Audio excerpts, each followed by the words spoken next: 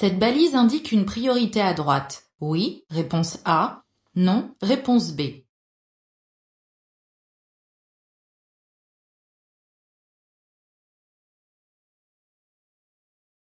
Qu'indique cette balise? Une intersection. Mais elle n'indique pas le régime de priorité à appliquer. Les usagers arrivant de droite rencontrent un cédé le passage.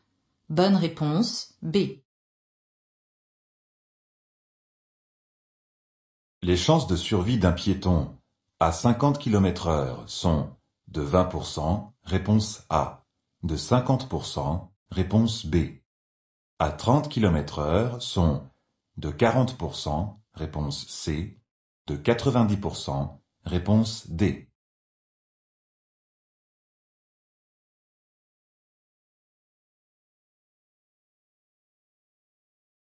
Le combat est-il équitable? Non. Un piéton n'a aucune protection en cas de choc, alors qu'une voiture est un engin solide qui peut faire des dégâts importants en cas de choc. Plus la vitesse au moment du choc est importante, plus les dégâts sont importants. À 50 km/h, les chances de survie d'un piéton ne sont que de 20%. Elles passent à 90% à 30 km/h. C'est pour cela que la vitesse est abaissée dans les zones fréquentées par les piétons.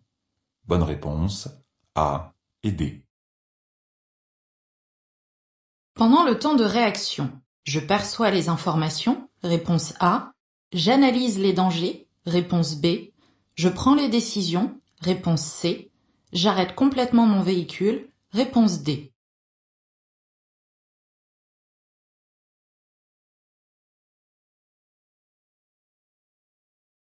Qu'est-ce que le temps de réaction? C'est le temps qui s'écoule entre le moment où je perçois l'information, l'analyse, prends une décision et agis. En forme, je mets 1 seconde pour faire tout cela. Pendant ce temps, je n'ai donc pas commencé à freiner. Bonne réponse A, B et C.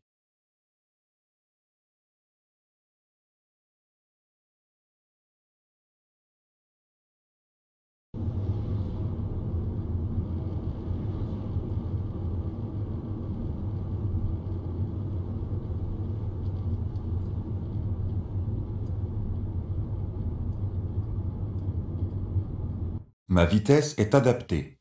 Oui, réponse A. Non, réponse B. Par rapport à une route sèche, l'adhérence est 2 fois moins bonne. Oui, réponse C. Non, réponse D.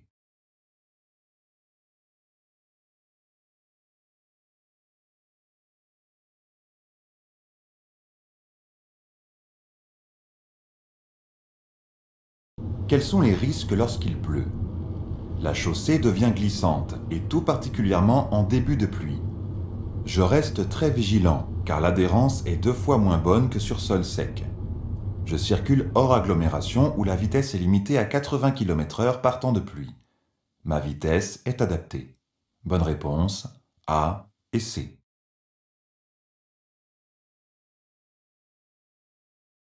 Pour signaler ma présence à une intersection, je klaxonne. Le jour, réponse A. La nuit, réponse B. Je fais un appel lumineux. Le jour, réponse C. La nuit, réponse D.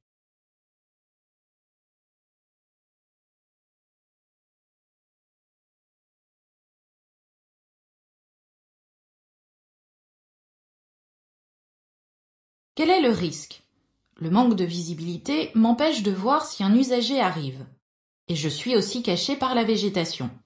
Je ralentis suffisamment et signale ma présence. Je peux faire un léger appel sonore pour signaler ma présence le jour ou la nuit, et faire en plus un appel lumineux la nuit. Un appel lumineux de jour ne se verrait pas. Bonne réponse A, B et D. Je viens d'obtenir mon permis. Je dispose d'un capital initial de 6 points, réponse A, de 8 points, réponse B. J'ai fait la conduite accompagnée.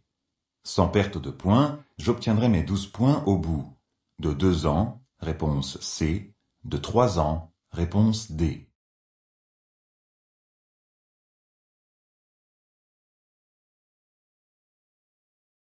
Quel est le fonctionnement du permis à points?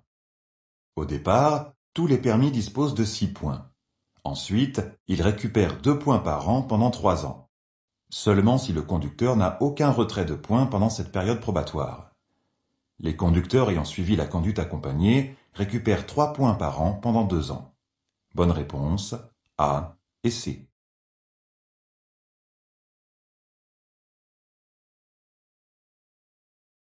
Je viens de démarrer. Ce voyant est resté allumé après que tous les autres se soient éteints. Je rajoute du liquide de frein, réponse A. Je rajoute de l'huile moteur, réponse B. Je desserre le frein à main, réponse C. Je contacte le garagiste, réponse D.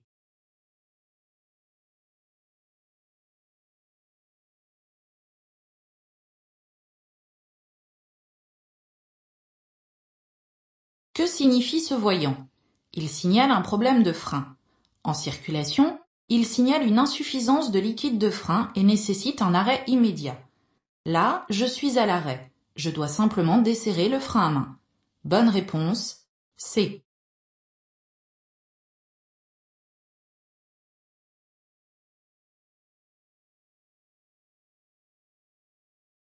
Cette tenue de volant me permet de reposer mes mains après un certain temps de conduite.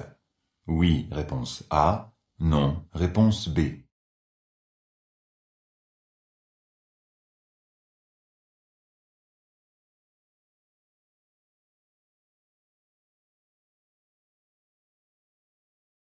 En quoi la position des mains sur le volant est-elle importante? Les 2 mains doivent tenir constamment le volant pour agir à tout moment correctement sur la direction, pour éviter un accident, etc. Elles doivent être de part et d'autre de la couronne, c'est-à-dire en 9h15 ou en 10h10. Seule cette position permet de mieux maîtriser la trajectoire du véhicule. Bonne réponse, B.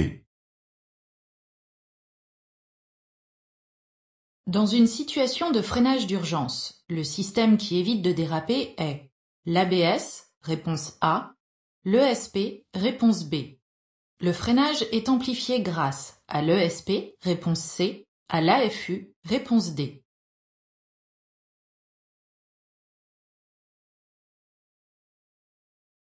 Quelles sont les aides qui interviennent lors d'un freinage d'urgence? L'ABS, qui empêche de déraper, et l'AFU, qui amplifie le freinage. L'ESP diminue les risques de dérapage en virage. Bonne réponse, A et D. Je me sens fiévreux et fatigué. Je peux conduire pour aller chez le médecin à 10 km. Oui, réponse A. Non, réponse B.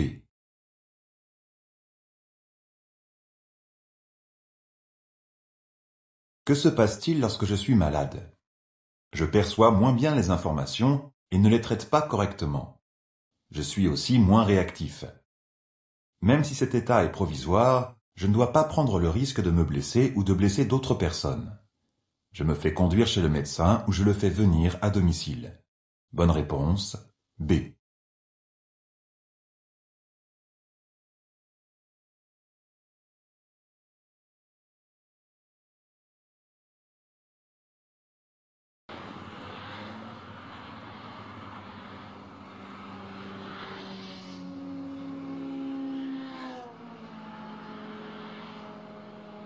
Dans cette circulation ralentie, les motards peuvent circuler en interfile, entre n'importe quelle voie, réponse A, entre les 2 voies les plus à gauche, réponse B, entre aucune des voies, réponse C, sur la bande d'arrêt d'urgence, réponse D.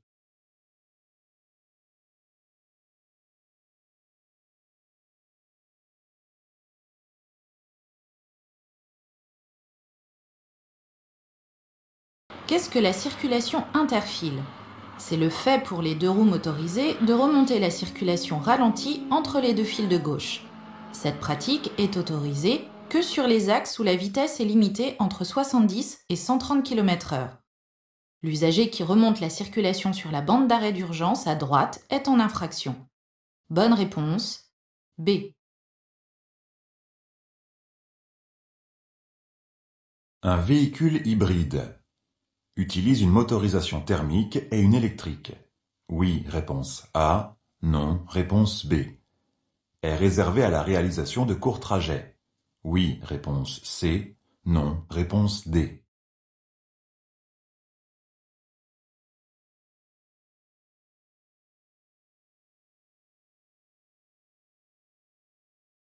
Qu'est-ce qu'un véhicule hybride? Un véhicule utilisant une énergie thermique et une énergie électrique. Ce type de véhicule est adapté aux courts trajets et aux trajets plus longs. Bonne réponse A et D.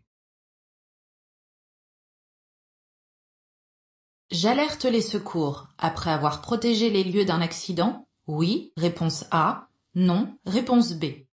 Avant d'aller voir les victimes? Oui, réponse C. Non, réponse D. Que dois-je faire lorsque j'arrive le premier sur les lieux d'un accident? Je protège la zone en la balisant avec mon véhicule et mon triangle de présignalisation. J'évalue le nombre et l'état des victimes pour alerter efficacement les secours en composant le 112 ou en utilisant une borne d'appel d'urgence. Et je secours les victimes si je suis formé ou les rassure en attendant les secours.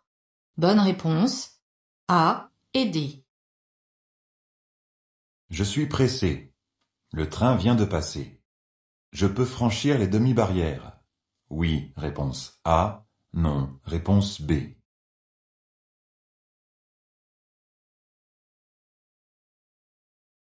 Quel est le risque à un passage à niveau? Tout simplement une collision mortelle. À l'approche d'un passage à niveau, je respecte la signalisation en place. Comme le stipule le panonceau, un train peut en cacher un autre. Tant que le feu clignote et que les demi-barrières sont baissées, je patiente. Bonne réponse B.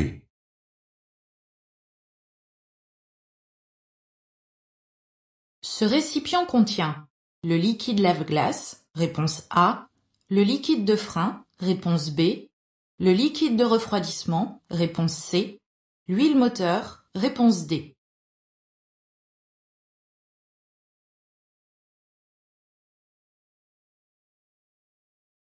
Comment savoir ce que contient ce récipient?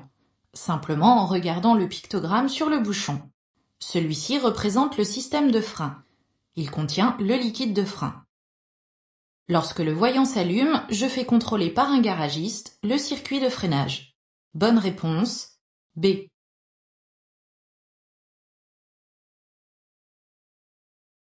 Fumer du cannabis. Augmente la vigilance. Oui, réponse A. Non, réponse B. Est toléré occasionnellement. Oui, réponse C. Non, réponse D.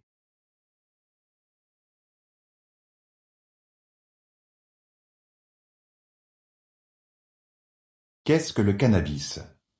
Un produit psychoactif qui a des effets sur le cerveau. Il augmente le temps de réaction, altère la vision, l'audition, etc. Fumer du cannabis est totalement incompatible avec la conduite. C'est pour cela que c'est un délit. Bonne réponse B et D.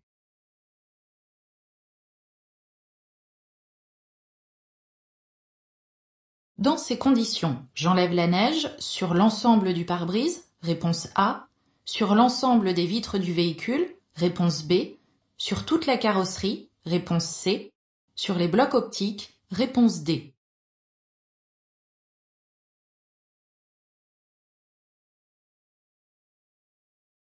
Quels sont les risques avec la neige avant de partir? Elle masque la visibilité à travers les pare-brises, les vitres latérales et les blocs optiques des feux. Pour voir, je dégage toutes les vitres, et pour être mieux vu des autres usagers, je dégage les blocs optiques. Bonne réponse A, B et D.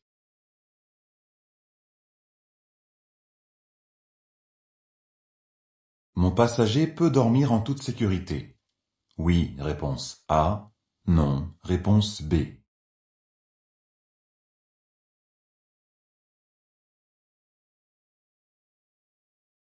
La ceinture peut-elle protéger un passager allongé? Étant mal positionné, le système ne peut pas fonctionner correctement, voire pas du tout. Ce passager allongé n'est pas en sécurité. Bonne réponse B.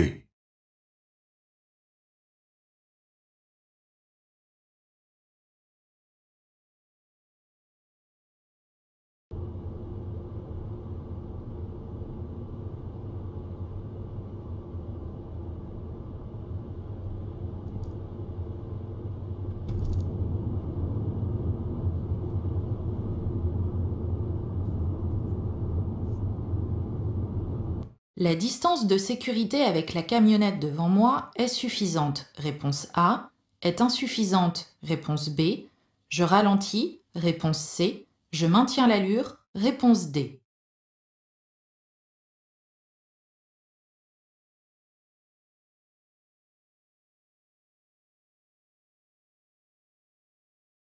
Quel est le rôle de la distance de sécurité? D'éviter une collision avec l'usager suivi. Elle correspond à la distance parcourue en 2 secondes. Pour l'évaluer, je prends un point de repère, le portique par exemple. Quand l'usager devant est à son niveau, je dis 1 seconde, 2 secondes. Si j'arrive à dire cette formule avant de passer le repère, la distance de sécurité est suffisante. Bonne réponse, A et D. J'arrive à hauteur. D'une sortie d'autoroute. Réponse A. D'une voie de détresse. Réponse B. D'un emplacement d'arrêt d'urgence. Réponse C. D'une aire de repos. Réponse D.